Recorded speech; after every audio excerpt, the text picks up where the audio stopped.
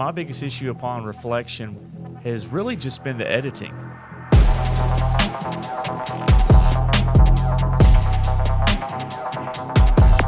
Welcome to the Sundowners Club. I'm your host, Sean, and today I'm going to be discussing the season finale of Andor, episode 12, season 1. It's titled Rix Road. I'm going to be going solo today without my co-host Sterling, so I'm going to be with you. And first, before we get started, if you like what you hear and see today, leave a comment below, hit the like button, and most importantly, hit subscribe so that we can grow the channel. All right, let's get started. So we've been talking about Andor throughout this first season. I feel like there's been so many ups and downs. And I've really, before we get into the mechanics and the scene breakdown of the final episode, I do want to say that I've given a lot of thought to, the way each episode was laid out this season and some of the things I really liked and what I didn't like. And I know that there's a lot of thought out there around, is the show boring? Is it just for intellectuals and maybe not the non-core Star Wars fans? All that noise is out there, and we've been probably as guilty of that as anybody is, talking about the things that we liked and didn't like about the episodes. But I will say that my biggest issue upon reflection with this season has really just been the editing. I think that if you condense this 12-episode season and maybe condense it into 6 or 7 or maybe 8 episodes, I think that the pacing is a lot better. I think that the action sequences maybe have more weight. And I think the show will play a lot better to the audiences. I'm interested to see what the final numbers are going to be when the results are out for the season finale, because I think that throughout the course of different points in the season, viewers were lost. We had a certain group that would watch the first 3 episodes, and then I think there was a drop off, and then maybe it picked back up through the mid part of the season when there was a little bit more buzz after the episode 6 and the heist on Aldhani. And then I think it dipped again. And so we're going to talk about, was there a payoff in the season finale? I'm going to talk about where I think season 2 is going to go, and then final impressions as we end Andor season 1. So let's get started. Rix Road. We start out, there are 2 images that we see as the episode starts. We first see a young man on Ferrix who has lost, I believe it was his father that was tortured on Ferrix in episode 9 or 10. And he's building a bomb. And then we cut to Deidre, who's arriving on Ferrix. It's a cool scene visually of an Imperial shuttle that is landing on Ferrix. And Deidre is accompanied by Death Troopers. And I'll get into the Death Troopers a little bit later, but obviously those of you that have seen Rogue One know who the Death Troopers are. And I think that was a really cool scene as Deidre arrives on Ferrix, and we know that this is where the final stand is going to be for season 1, around the funeral of Marva and attempts to catch Cassian.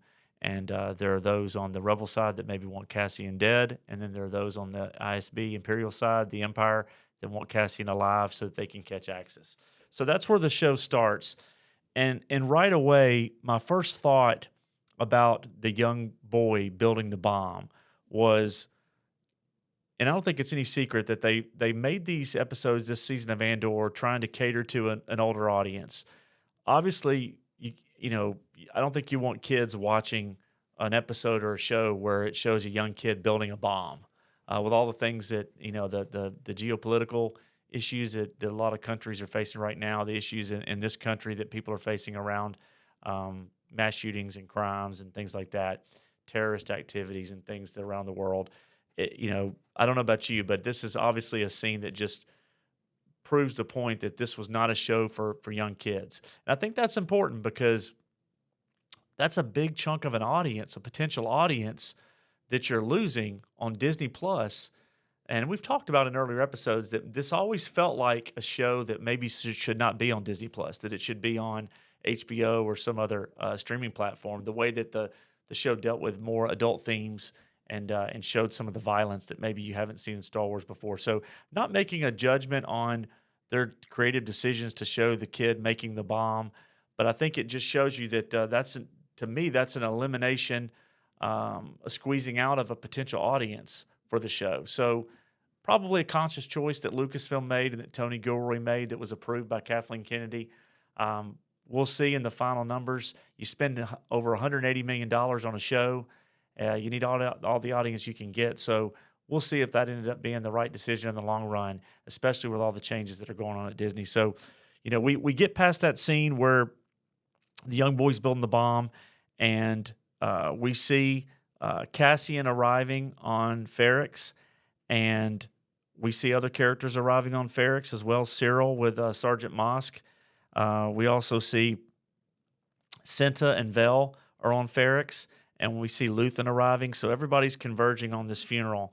And as Cassian initially is in hiding on Ferrix, I thought it was a pretty good scene. It played back to episode 6, the young man Nemec that got crushed on the ship when they were leaving Aldhani, and he ended up dying.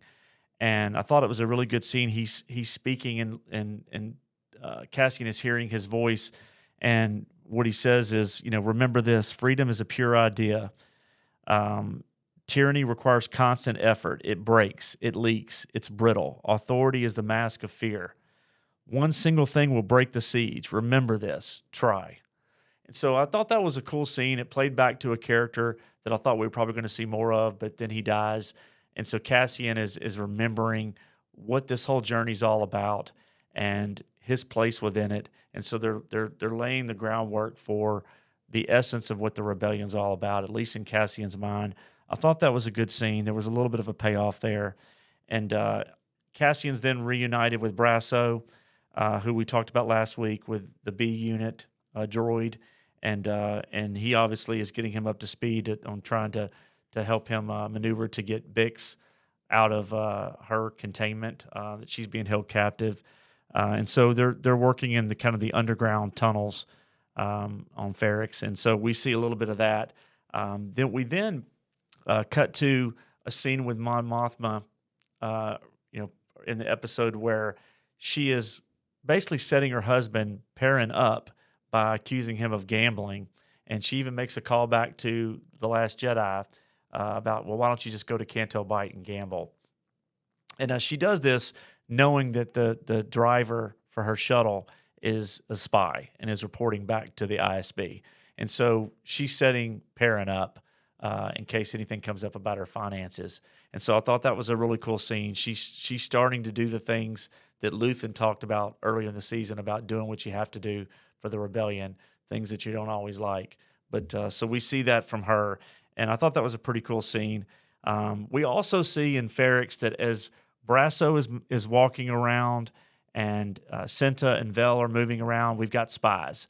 So we've got this character, Nurchi, that gets wind of what Brasso is up to, and so he goes to Deidre and Corv and tells that Andor is going to be up in the tower. And so, we're setting the stage for them to try to catch Andor alive. And I thought that was well done. I thought that they're setting up the suspense of what's coming in the episode via the funeral. You know that the tension is there as they begin to ready the funeral procession.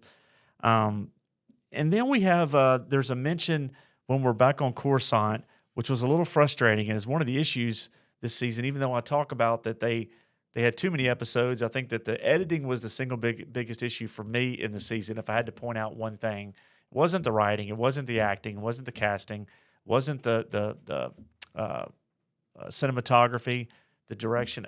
All that was fine.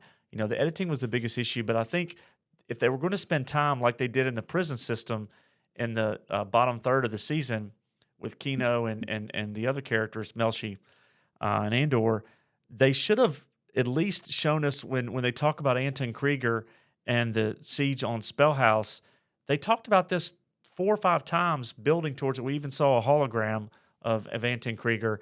And then they turn around and it just gets mentioned that they all got wiped out. Oh yeah, by the way, we got Krieger, and so I thought that was a waste. Why even cover some of that as much as they did, just to have it just be swept away? It was almost like an afterthought. I didn't think that was well thought out. That was one of the issues in the finale that I didn't like, is they didn't show any of that. And so then we get to the funeral. And another thing that I think has happened repeatedly, not just in this series, but in some other Star Wars series. The first thing that comes to mind is the Book of Boba Fett, when we saw these, they look like souped up hot rods on Tatooine, where they're green and blue and red and all these vibrant colors in an otherwise dusty and industrial looking place. On this show, we see drums and horns, and we're in a galaxy far, far away, right? We're on another planet.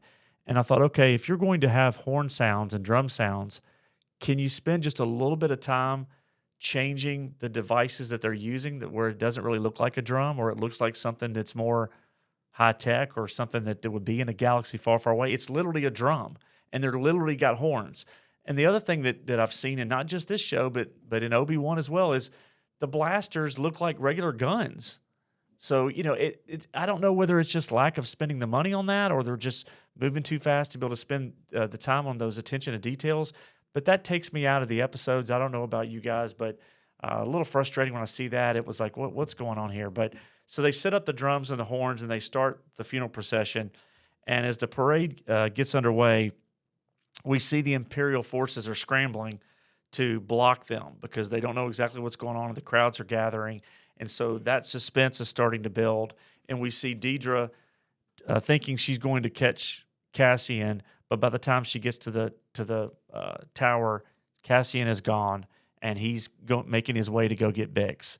And so as that happens, I think one of the other scenes that was pretty cool was of two scenes that I really enjoyed in the episode.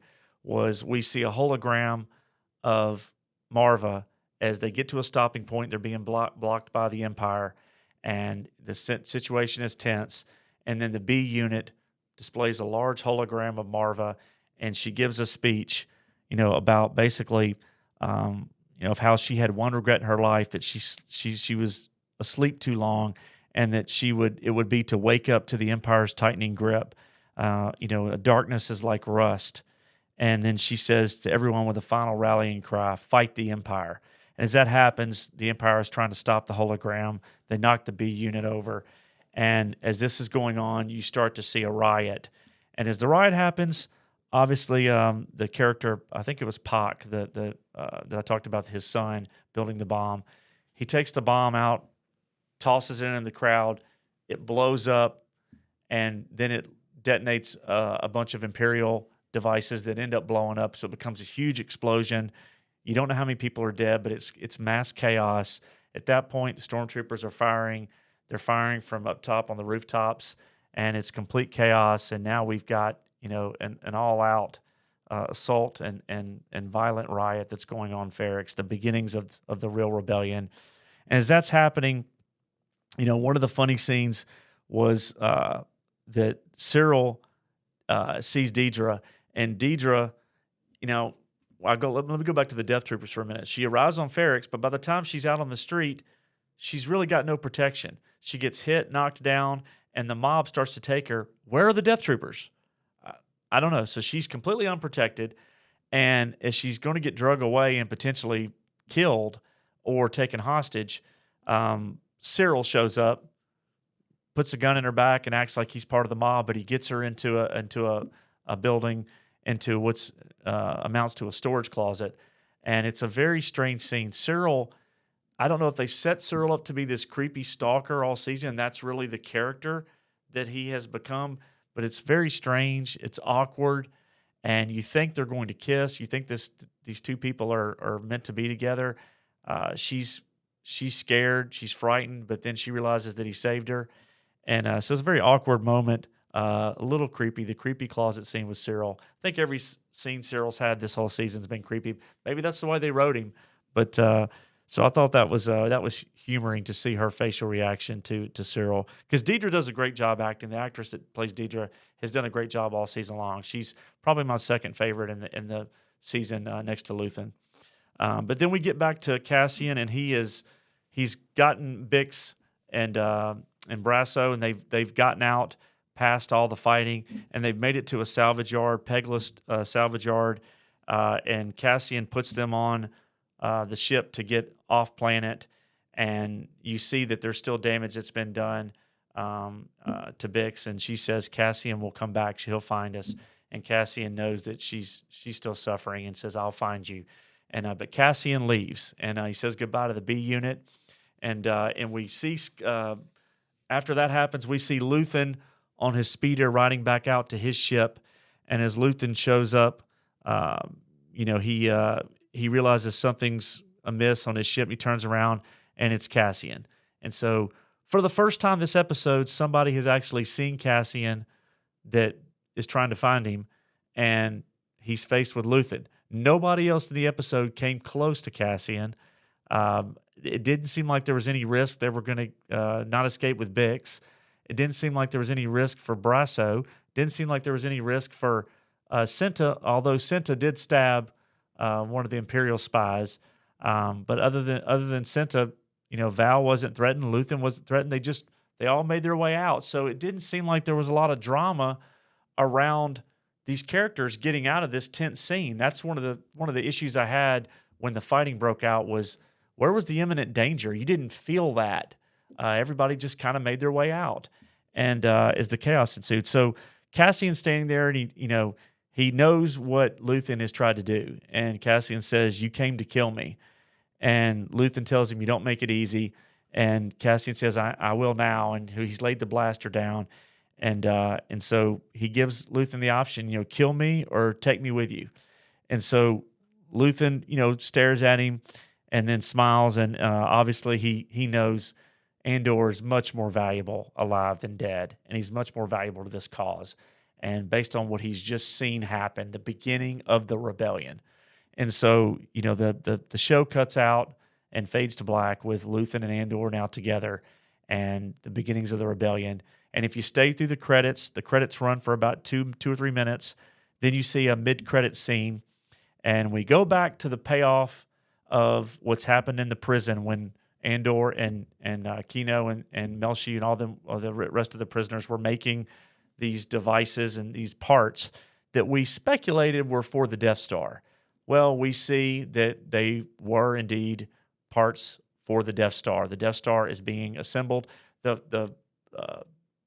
center of the Death Star, the foundation of it, the shell is already completed, and then the middle part is being put together with these parts that were being done with the prison, which explains why they wanted to kill all the prisoners. They did not want it to get out that they were building the Death Star. So that's how season 1 ends.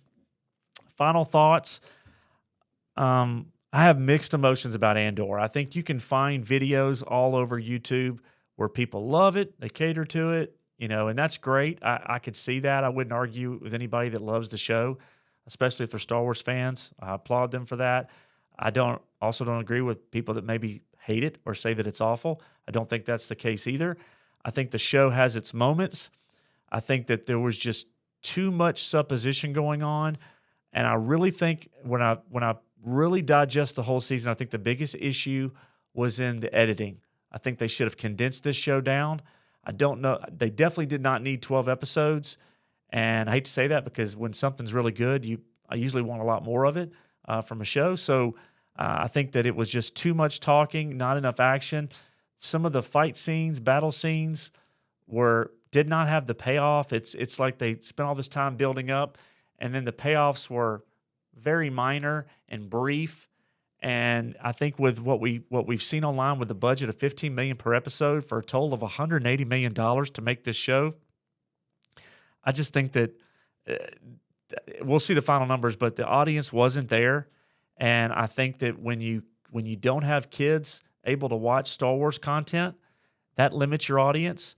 And I think when you take it to a place where the lore, the myth around the Force and some of the things that Star Wars has traditionally had, that limits the audience. And so I think that they started out, trying to swim upstream and battle a tide that I don't think they were going to win. So it's going to be interesting to see how much money they spend on season 2. What's the budget? Is it going to be 12 episodes? Are they going to change that model, that plan? They're going to be filming soon. I don't know. I liked about half of the season, and about half the season I could have done without. I think the show was average. I like it better than some of the other shows that have been on Disney Plus that have covered Star Wars.